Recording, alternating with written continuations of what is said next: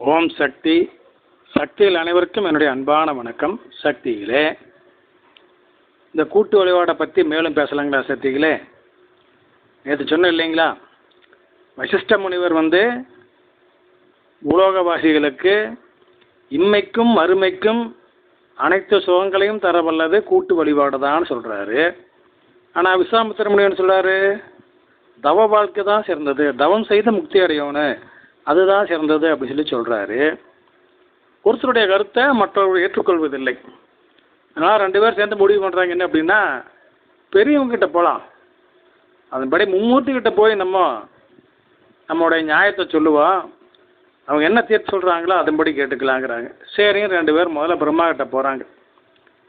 பிரம்மா இவங்களை பார்த்தோன்னுமே, வாங்க முனிவர்களே அப்படின்னு வணக்கம் சொல்லி, நான் படைப்பு தொழிலில் ரொம்ப மும்முரமாக இருக்கிறேன், அதனால் இப்போ என்னால் உங்களுடைய பிரச்சனைக்கு தீர்வு சொல்ல முடியாது, நீங்கள் கைலாயத்துக்கு போங்க, அங்கே சிவபெருமான் பாருங்கள், அவர் கண்டிப்பாக உங்களுக்கு தீர்வு சொல்லுவார்னு அனுப்பிச்சி வச்சிடறாரு நைஸாக.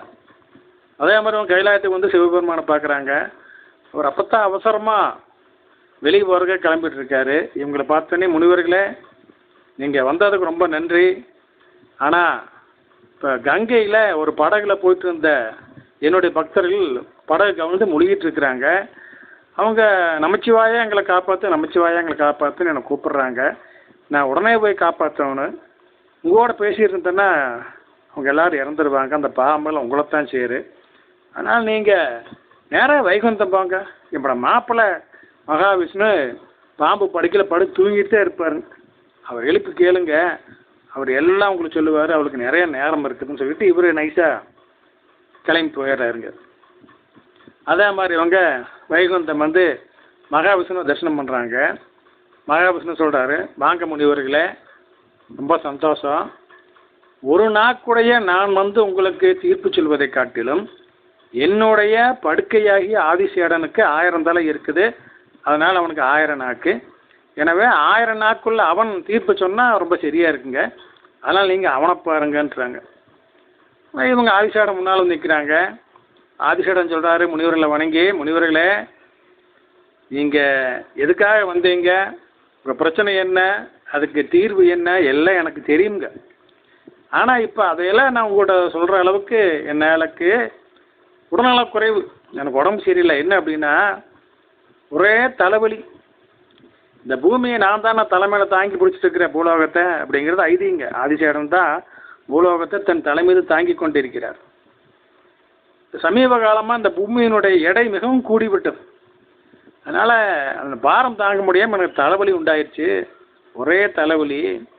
நீங்கள் ரெண்டு மிகப்பெரிய முனிவர்களாச்சே, கடவுளுக்கு இணையானவர்கள், போட்டியாக சொர்க்கத்தையே உருவாக்கினவர்கள். நான் விஸ்வாமித்திர முனிவர் தேவேந்திரன் கூட சண்டை போட்டுக்கிட்டு போட்டி சொர்க்கத்தையே உருவாக்கினாருங்க திரிசங்குக்காக, அந்த வரலாறு இருக்குது.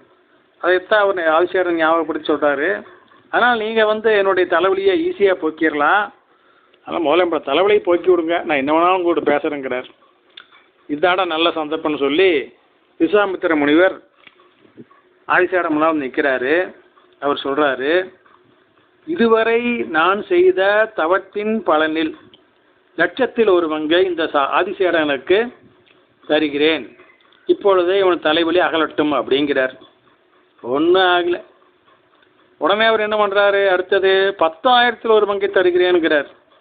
அதுக்கு ஒன்றும் ஆகலை. 1000 ஒரு பங்கு, 100 ஒரு பங்கு, 10 ஒரு பங்கு, ஒன்றும் வேலைக்கு ஆகலை. அடுத்து என்ன சொல்கிறாரு, என்னுடைய தவ வலிமையில் பாதியை ஆதிசேடனுக்கு தாரை வார்த்து தருகிறேன், இவனுடைய தலைவலி அகலட்டும்னார். அதுக்கும் தலைவலி நீங்கலிங்க.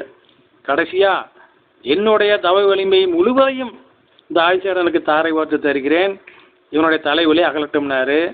அதுக்கும் தலைவலி போகலிங்க. அவர் அதானுங்க தலையை குமிச்சு ஓரமாக நிற்கிறார். அடுத்து வசிஷ்டர் ஆதிசேடன் மேலே நிற்கிறாருங்க. அவர் சொல்கிறாரு, இதுவரை என் சீடர்களோடு சேர்ந்து செய்த கூட்டு வழிபாட்டின் பலனில் லட்சத்தில் ஒரு பங்கை இந்த ஆதிசேடனுக்கு தாரை வார்த்து தருகிறேன், அவனுடைய தலைவலி இப்பொழுதே அகலட்டும் அப்படின்னாருங்க. அவ்வளோதானுங்க. அடுத்த செகண்டே ஆதிசேடனுடைய தலைவலி பஞ்சா பறந்து போச்சு, அவர் முழுவதும் குணமாயிட்டார். இப்போ பார்த்தீங்களா, விஸ்வாமித்திர முனிவருடைய முழு தவ வலிமையும் கொடுத்தும் கூட ஆதிசேடனுடைய தலைவலி போகலைங்க. ஆனால் வசிஷ்டர் செய்த கூட்டு வழிபாட்டின் பலனில் லட்சத்தில் ஒரு பங்கை கொடுத்ததற்கு அவருடைய தலைவலி முற்றிலும் நீங்கிவிட்டது. இப்போ பார்த்தீங்களா கூட்டு வழிபாட்டுக்கு எவ்வளவு சக்தின்னு.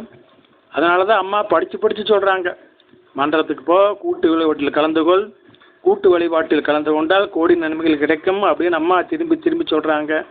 நம்ம தான் கேட்குறதே இல்லைங்களே. இனிமேலாவது கேட்கலாம் சக்திகளே. அம்மா சொல்படி கேட்டு எல்லோரும் மன்றத்திற்கு சென்று கூட்டு வழிபாட்டில் கலந்து கொள்ளலாம் சக்திகளே. ஓம் சக்தி.